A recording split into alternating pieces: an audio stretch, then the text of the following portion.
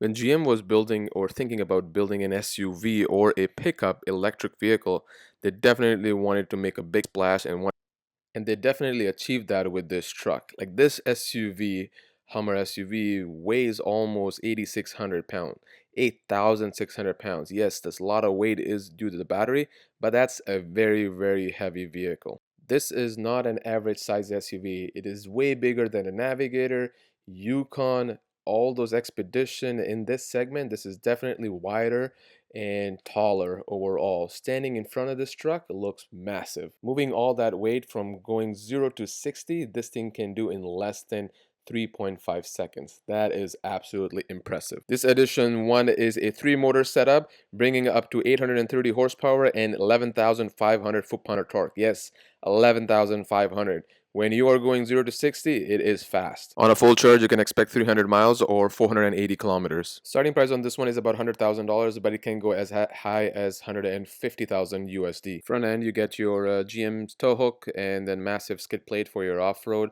Also, the bumper is kind of cut out as well, giving a better approach angle. I really like the detail on this front LED light, which wraps around the hood and the Hummer embedded in there. Also, the yellow approaching light that you just saw gives you a nice animation. Also, that will signal you if you're charging, that turns into blue, showing you how much it has been charged all the way through.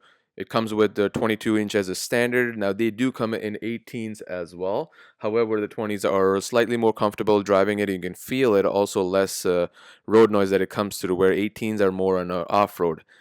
But truly honest, this truck is not going off-road. People are just driving it, showing it off, and not taking long distance. Being it's an EV, it will obviously have its frunk. It helps really for your Costco shopping, grocery shopping, whatever it may be. Also, the roof on this one does come off, which can be stored in the front, and there's proper straps can help you strap it down. Now looking at the back, there's nothing crazy special. Yes, you do get 22-inch wheel matching spare tire.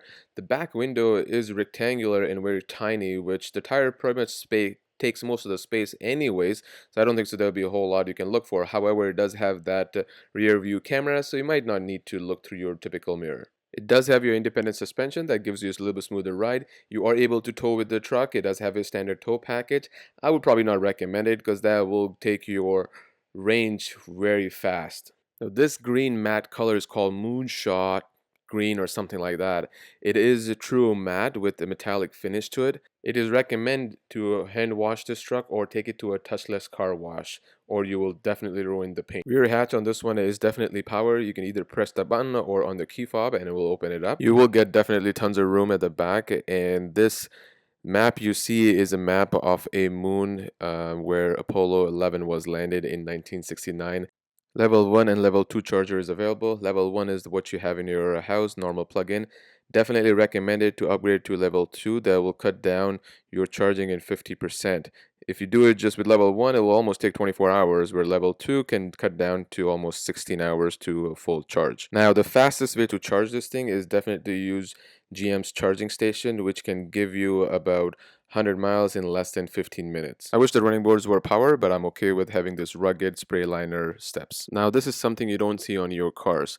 The windshield is so wide and narrow that it requires 3 wipers to properly clean it. Now, the interior GM did an amazing job, absolutely, don't get me wrong, but I think they could do better, being this is a premium SUV right now. The leather seat obviously comes with slightly cloth center console that they currently have in their half ton. A little nicer metal finish on that, massive touchscreen. You can do a bunch of different settings on it. Being this one is a 4-door, there's tons of room at the back, like a lot, more than I feel like a Sierra 1500.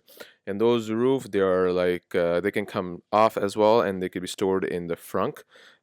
Taking them off kind of gives you like a convertible look. That's your map on your speaker that they have. They have it on the floor as well. Those low door handles are massive. They feel very solid. They got two closing in and out, grabbing on them. They actually feel solid, rigid, and like heavy duty. Now there are lots of touchscreen on this one. This cluster is about 12 inches. You also have your heads-up display, which I believe is 15 inches as well. On the top, you see that has a Super Cruise, which doesn't require data, so you'll have to buy a data plan, and that will be able to work. Massive touchscreen. You can see a bunch of different settings on this one. Your off-road mode, fast mode, like a sport mode, a normal mode. You can change it all different settings on this. If you want to go to your crab mode as well, everything is done to the screen. I really like that graphic that they have done when you change different modes and stuff, really giving you that premium, sophisticated look on that. Now this vehicle has a great feature where all four wheels steer. If you look at the back, when as soon as I move my steering wheel, the front ones obviously will turn, but the back one will turn as well. They're giving you a very short, and that's also used for your crab mode as well, sliding sideways. That comes very handy. Not sure where you use it, but that's definitely a cool feature. Thank you for watching. Bye for now.